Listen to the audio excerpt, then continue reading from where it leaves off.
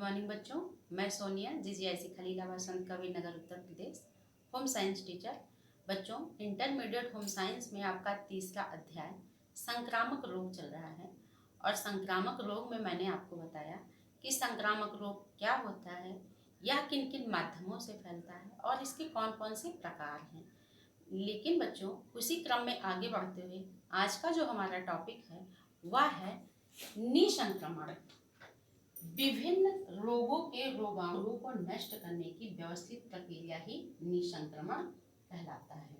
बच्चों, जैसा कि आप जानते हैं कि सभी प्रकार के संक्रामक रोग विभिन्न रोगाणुओं के द्वारा होता है और यदि हमको इन रोगों से बचना है तो इन रोग पैदा करने वाले जीवाणु और रोगाणुओं को नष्ट करना बहुत आवश्यक होता है।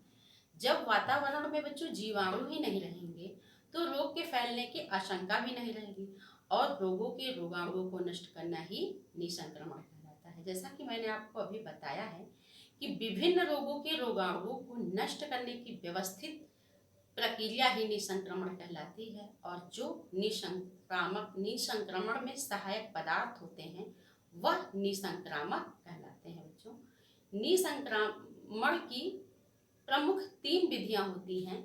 इसमें आपका है भौतिक निसंक्रमण, प्राकृतिक निसंक्रमण और रासायनिक निसंक्रमण।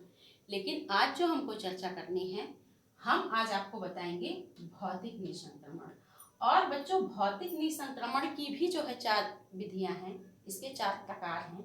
इसमें पहला आपका है जलाना, दूसरा है जल या वाष्प, फिर तीसरा है आपका सूखी गर्म हवा और उबालना। अब हम एक करके जो है इस पे विस्तृत चर्चा करेंगे। इसमें पहले हम आपको बताएंगे जलाना यह भौतिक निसंक्रमण की सबसे अच्छी और उपयोगी विधि है। बच्चों, एक समय था जब इंग्लैंड में बार बार प्लेग का प्रकोप बढ़ जाता था और वहाँ के निवासियों ने एक बार अपने घर का सारा सामान जला डाला। तब से लेकर आज तक वहाँ प्लेग की बीमारी नहीं फैली। यानी इस विधि से निसंक्रमण करने के लिए संक्रमित मृत रोगी तथा उसके मलमूत्र, थूक, बलगम, बिस्तर आदि को जला देना चाहिए और धातु की वस्तुएं जैसे बर्तन आदि को अग्नि में डालकर शुद्ध कर लेना चाहिए। और बच्चों, इस प्रक्रिया में कीटाणुओं का पूर्ण रूप से नाश हो जाता है। यानी जलाना भौतिक निसंक्रमण की सबसे अच्छी और उपयोगी विधि है। अगला है आपका वाष्प या भाप। यह भी बच्चों संतोषजनक और उत्तम निसंक्रमण विधि है। इसमें भाप वस्तु में अच्छी तरह प्रविष्ट हो जाती है और कुछ ही मिनटों में सभी जीवाणु मर जाते हैं।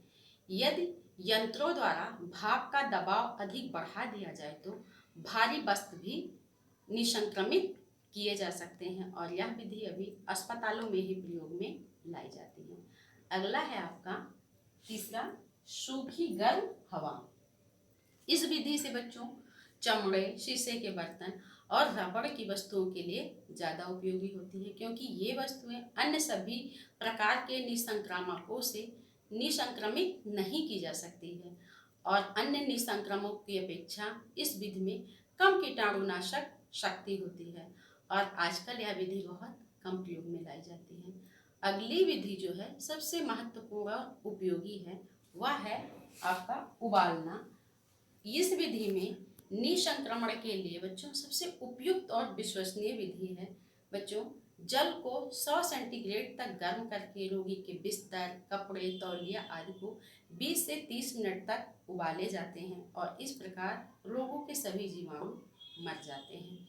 यदि उबलते जल में 2% सोडियम कार्बोनेट मिला दिया जाए तो इसकी कीटाणुनाशक क्षमता में वृद्धि हो जाती है और यदि वस्त्रों पर रक्त आदि के धब्बे लग गए हों तो पहले साबुन से इसको धोकर साफ कर लेना चाहिए, फिर उबालना चाहिए। और उबलते जल में धातु के बर्तन, लकड़ी की वस्तुएं आदि निसंक्रमित की जा सकती हैं। तो बच्चों, निसंक्रमण में आज हमने आपको इसकी पहली विधि भौतिक निसंक्रमण बताई और भौतिक के भी 4 भाग हुए, यानी जलाना, वाष्प या भाप, सूखी गर्म हवा और उबालना।